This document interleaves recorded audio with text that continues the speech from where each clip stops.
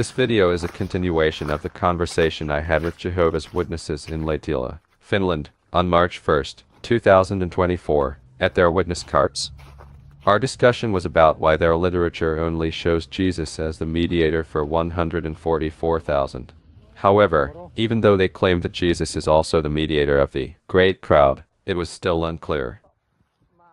Also, why they claimed that only these 144,000 belong to the New Covenant raised the question as to which covenant the great crowd would then belong to. Until some time later, on March 9th, 2024, I received an email from them. I picked up some key points from the letter about how they were trying to explain these things to me. In their reply to me, they began their testimony that Christ's ransom is reserved for all men, because he died for every man. But the ransom was not even the issue I raised, but the New Covenant and Jesus' action as mediator. According to Jehovah's Witnesses, only 144,000 are in the New Covenant, and Jesus acts as mediator only for them. Think about this example. You cannot be a member of a trade union unless you belong to one. And if you don't belong to a union, you cannot benefit from the union in any way. It is no more complicated than that, very simple in fact. You cannot be a member of the New Covenant if you don't belong to it. And if you don't belong to the New Covenant, you cannot benefit from it in any way. The same is true of marriage, which the Bible equates with the New Covenant. It is not possible to be married unless you are one of the parties to the marriage. It is simply not possible. Therefore, one must be in a marriage in order to receive the blessings it brings. The blessings of marriage do not belong to those outside of it. That would be a very disturbing idea. Often, Jehovah's Witnesses refer to a foreign resident among the Israelites and the people, who, in their view, would prove that the great crowd did not belong to the New Covenant and therefore had no right to partake of the emblems, bread and wine set forth by Jesus. But a study of the Bible reveals that the original Israelites and the foreign residents living among them were subject to the same regulations. For example, Leviticus 17:8-9 shows that, "You should say to them, any man of the house of Israel or any foreigner who is residing in your midst who offers up a burnt offering or a sacrifice and does not bring it to the entrance of the tent of meeting to offer it to Jehovah must be cut off from his people."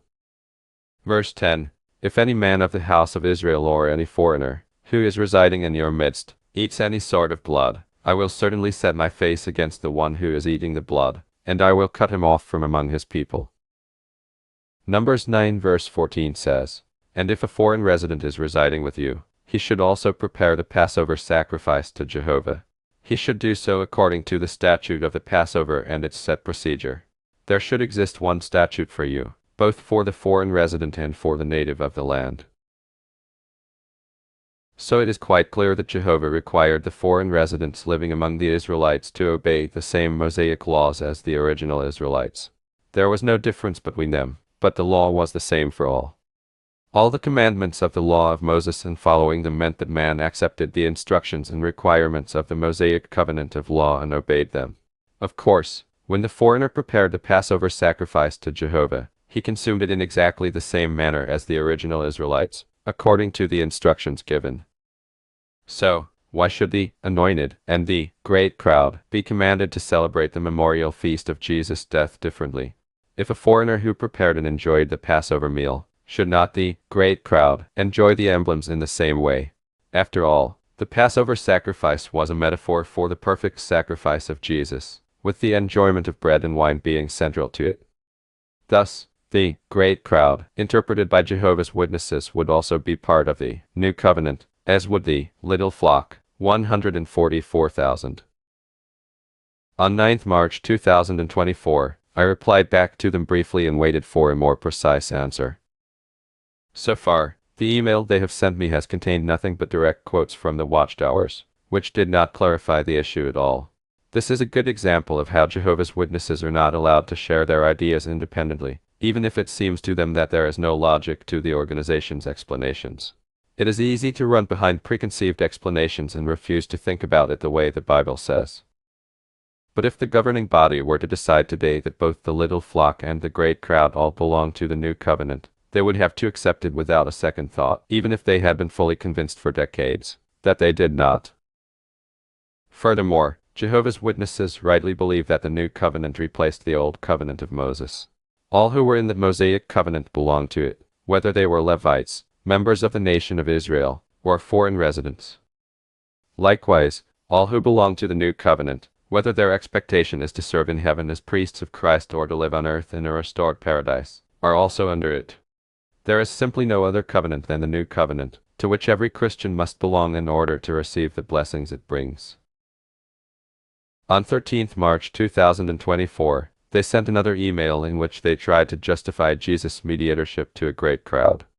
They had found a quotation from the older literature of the organization that seemed to somehow support their view that Jesus was also the mediator of a great crowd, not just the anointed.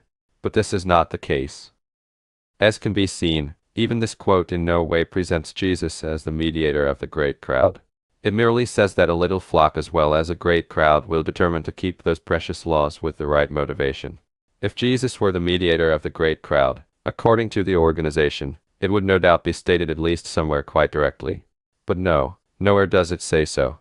The very fact that no such mention is to be found in any of the literature of the organization should be taken as a serious warning sign, or at least make those in the great crowd think seriously.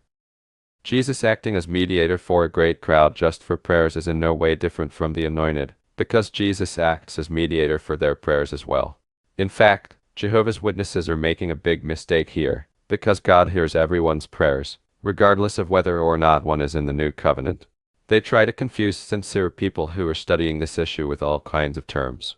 And when someone finally accepts the Jehovah's Witnesses' explanations as correct on these matters, they sadly abandon their own thinking, and from then on are nothing more than puppets of the organization, repeating and parroting the opinions of the organization, even though they may change on this. I replied to them again and urged them to study and answer these two questions clearly. Where in your literature does it say directly that Jesus is the mediator of the great crowd? And if you do not belong to the New Covenant and the Mosaic Law Covenant, what is the covenant to which you belong? Unfortunately, I have still not received any answers to these questions. Let's try to hang in there. Kirjasto ja sitten verkkokirjasto.